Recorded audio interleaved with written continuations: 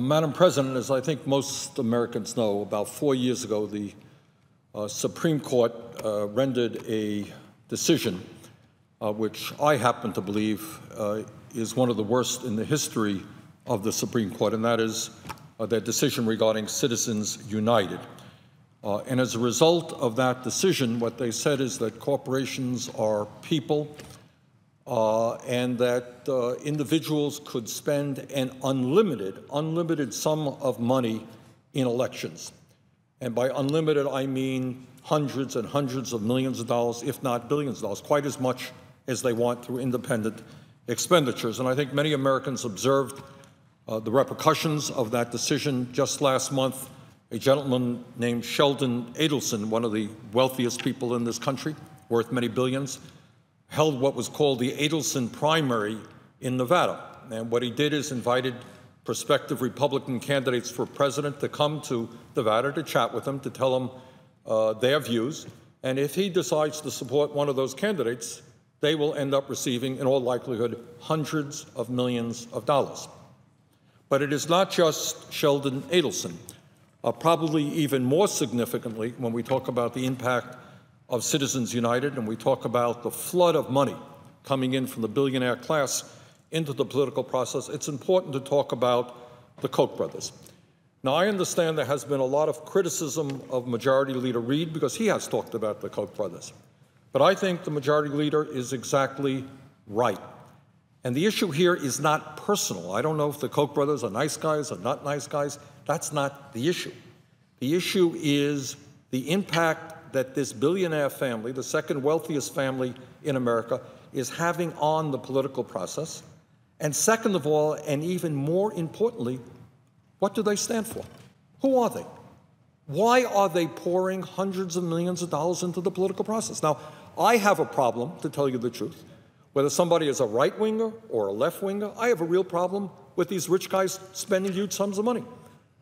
But at the end of the day, what is important to understand is, what do they want?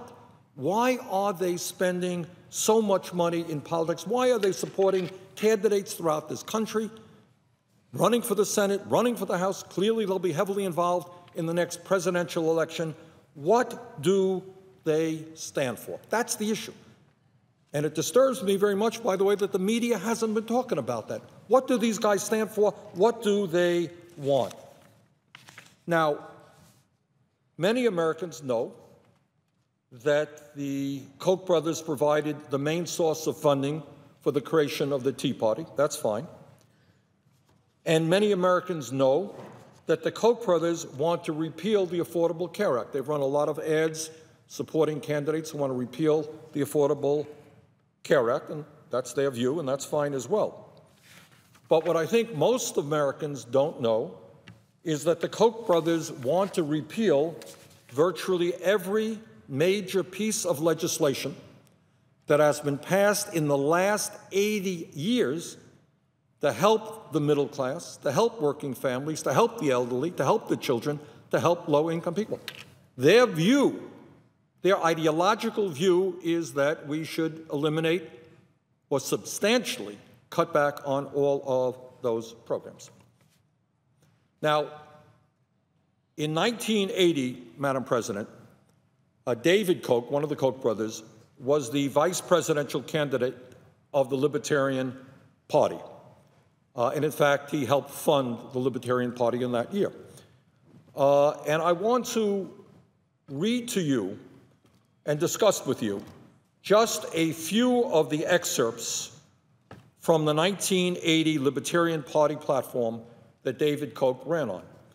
And people may say, well, you know, that was back in 1980, but you know what?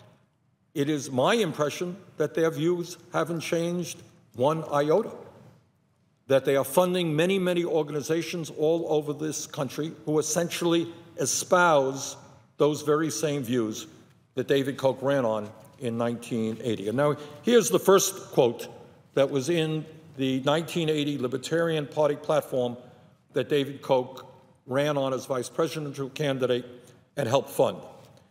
He said, "We favor the repeal," this is right up here, "we favor the repeal of the fraudulent, virtually bankrupt, and increasingly oppressive Social Security system.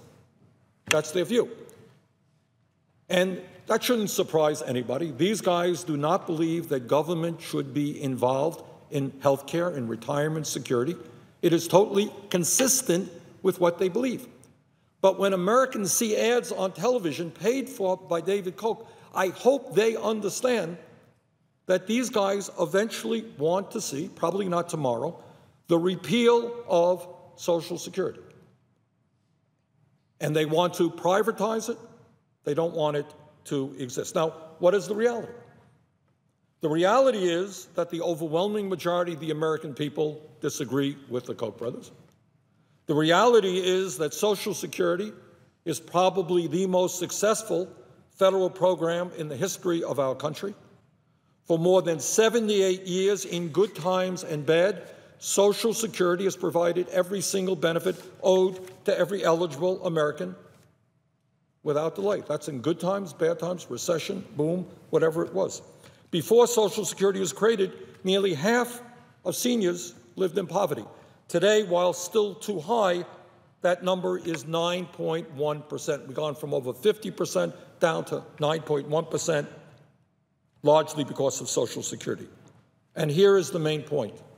According to virtually every poll that I have seen, including the latest National Journal poll on the subject, 76% of the American people do not want to cut Social Security at all, something, an issue that you and I were involved in, do not want to cut Social Security. They sure as heck do not want to repeal Social Security. So when you see the ads on television being paid for by the Koch brothers, understand where they are coming from in terms of Social Security. Now, let me give you another quote, and this is an exact quote from the 1980 platform of the Libertarian Party, David Koch, vice presidential candidate. Quote, "We favor the abolition of Medicare and Medicaid." Abolition. What does that mean? It means that if you are a senior citizen, 70 years of age, you're not feeling well, you go to the doctor diagnoses you with cancer, you're not going to have Medicare there for you. And if you don't have a lot of money, how are you going to get the health care that you need? Well, you know what? You may not. Because according to the Koch brothers, the federal government should not be involved in public health insurance programs like Medicare and Medicaid. And what happens if you're a low-income person? What happens if your kid is on the Children's Health Insurance Program? It's called Dr. Dinosaur in Vermont. I don't know what it's called in Hawaii, but it covers all the states of this country. Millions of kids getting their health insurance through the Children's Health Insurance Program. What's the Koch brothers' view? We should eliminate it. Federal government should not be involved in health insurance. Now, according to the latest polls that I have seen on this subject, 81% of the American people do not want to cut Medicare benefits at all, and 60% of the American people don't want to cut Medicaid benefits at all because they understand that in these tough times, it is terribly important that we have guaranteed health care programs for our people. And yet, the view of the Koch brothers is that we should end Medicare and Medicaid. So again, when you see ads on television, understand who is paying for that. Now, Madam President, as you know, we have been discussing the minimum wage bill, and you and I agree that it is absolutely imperative that we raise the minimum wage. I think $10.10, the bill that we had on the floor last week, is a start. I would go further. But I think most Americans understand that a family, breadwinner in a family who's making all of $7.25 an hour or $14,000, $15,000 a year, that is no wage upon which anyone can live. And yet, when you read the platform that David Koch ran on, and again, their success is that where their ideas were thought to be pretty crazy and kooky back in 1980, he got 1% of the vote. and ran because they thought Ronald Reagan was much too liberal, 1980. Today, these ideas are increasingly becoming mainstream. They're in the Ryan budget, passed by the Republican House. They are reflected by many actions right here by my Republican Senate colleagues. And one example is that when we talk about the minimum wage, some of us think we got to raise it. Their view, what the Koch brothers said in 1980, and I believe it is their view today, quote, "We support repeal of all laws which impede the ability of any person to find employment, such as minimum wage laws." So this is not a debate about whether you raise the minimum wage to $10.10, you do what they're doing in Seattle, Washington, over a period of time, raising it to $15 an hour, whether you raise it to $9 an hour. That's not their debate. Their debate is we should repeal the concept of the minimum wage. And what does that mean in real terms? It means that in high unemployment areas in this country, where workers are desperate for jobs, if an employer says, "I'm going to give you $3 an hour," and you say, "I can't live on $3, the employer says, "Well, I got 20 other people who are prepared to take that job." That's their goal. That's their goal. They do not believe the federal government should be involved in providing at least a minimum wage for the workers of this country. They believe, among other things, that we should abolish the United States Postal Service. And I don't want to get into that very much, but their view is, again, Postal Service, a federal government program, not a question we're having a debate. How do you strengthen the Postal Service? What do you do? What do you not do? They want to abolish the United States Postal Service. Let me go to another quote from David Koch, which I think is maybe the most interesting of them all. This is where they're coming from. This is their philosophy. Quote, "We oppose all government welfare, relief projects, and aid to the poor programs.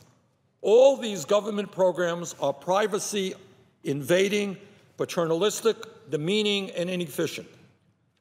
The proper source of help for such persons is the voluntary efforts of private groups and individuals," end of quote. All right, I want to put into English what they say. What they are saying is they want to get rid of food stamps. They want to get rid of all nutrition programs, all affordable housing programs, Meals on Wheels programs, which help vulnerable seniors, congregate meal programs, Head Start, which obviously is important to millions of working families and their children. So you ask, well, what happens if I am hungry? And there is no food stamp program, because they want to get rid of all of these programs, because they think the federal government should not be involved in these issues. What do we do when people are hungry, when they can't find jobs? Well, they can go to their local church, they can go to their local charity, and maybe they'll get some help, maybe they won't. In other words, we are back to the days of Charles Dickens. We are back to the days of Charles Dickens, where ordinary people and lower income people have no rights and no benefits. And the only way they get help is if some charity is there to dole out some money to them. I don't believe that that is where the American people are, and I don't believe that is what the American people want. Back in 1980, the Libertarian Party had a rather bold proposal, and they said, and I quote, "We support the eventual repeal of all taxation." Essentially what they're saying is no more government. That's it. No more government. Now, Madam President, there's going to be a vote in a few minutes, so I'm going to see. So I will be back on this issue. But I just wanted to point out to what degree these folks, who are worth at least $80 billion, whose wealth increased last year by $12 billion, who have indicated that they are prepared to spend as much as it takes to elect people who, to some degree or another, I'm sure that not all of the candidates they support agree with everything they say, but they know what they're doing. They're smart. So they are spending huge sums of money to create an America in which the wealthiest people will get huge tax breaks while working families, the middle class, the elderly, the children, and the sick will be left out on the street all by themselves. That is not the vision of America that the American people believe in. I doubt that there are 5 or 10% of the American people who believe in that vision. It may be less than that. But when you have $80 billion and you're worth that much, and when you can spend unlimited sums of money, you will have a huge impact on the political process. And you will have candidates who talk about this perspective, who defend this point of view, because that's where their money for campaigns comes from, rather than talking about the needs of working families or ordinary Americans. So, Madam President, I hope very much, and let me actually, maybe the last point that I want to make on this is that 34 years ago, Koch Brothers said, "We urge the repeal of federal campaign finance laws and the immediate abolition of the despotic Federal Election Commission," end of quote. They have come so far in 34 years that that is now the position of a number of Republicans, including, as I understand it, the chairman of the National Republican Party. And what does that mean? It means that if you repeal all campaign finance laws, the Koch brothers and other billionaires will not just be able to spend as much as they want on independent campaign expenditures, they will be able to give money directly to the candidates of all time for debate has expired. So let me conclude by saying I hope everybody pays attention to what the Koch brothers stand for. And with that, I would yield the floor.